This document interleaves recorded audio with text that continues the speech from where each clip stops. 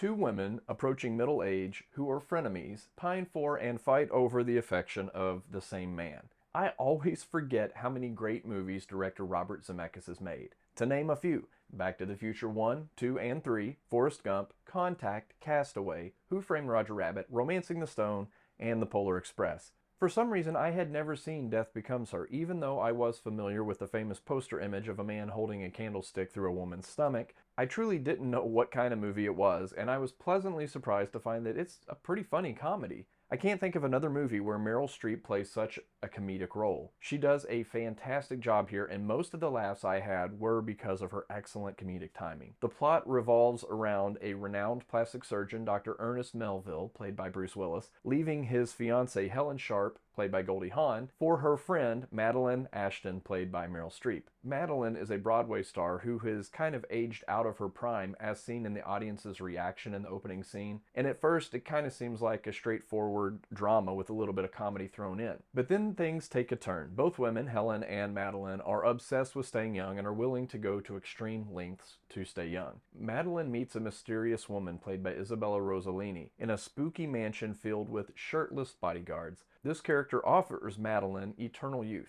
Not only will she stay young forever, but she also can't die. We know this because Madeline dies early in the movie by falling down a comically long staircase, yet somehow remains alive. Zemeckis is known for pushing the boundaries of special effects. He amazed audiences with his animation live-action hybrid, Who Framed Roger Rabbit, and he used early CGI to insert Forrest Gump into scenes with presidents and talk show hosts, and those scenes still hold up today. He pushed the limits of computer animation with The Polar Express and Beowulf as well. So in Death Becomes Her, he uses CGI to make the bodies of these two women move in unnatural ways. If this was done by any other director, say David Cronenberg, this could have been a body horror film that would turn most people's stomachs. But in Zemeckis' hands, it stays comedic and satirical without becoming too gross. Although I did feel a bit of that uncanny valley queasiness when Streep's character walks around after she fell down the stairs. The movie becomes more and more ridiculous as it goes on, but it's always entertaining, and I couldn't wait to see what crazy thing was going to happen next. Streep and Hawn play off of each other brilliantly, and they both seem to be having a great time. Bruce Willis as Ernest is also fun to watch, spending most of the movie completely drunk and bewildered. Several scenes introduce a side character who's just in that one scene, but they steal that scene. My favorite is the doctor who examines Madeline after she has her fall, played to deadpan perfection by film legend Sidney Pollack. I'm not sure if I was just too young to be interested in this movie when it came out, or if it just wasn't that big of a hit, but over the years it has become more of a cult classic. In tone, it feels kind of like an episode of HBO's long-running comedy horror show Tales from the Crypt. It's funny with some light horror and Twilight Zone-y elements. Now, if you haven't seen Death Becomes Her, I highly recommend it. It has aged really well, even though some of the special effects look a bit dated today. But even so, I still have no idea how most of those effects were pulled off.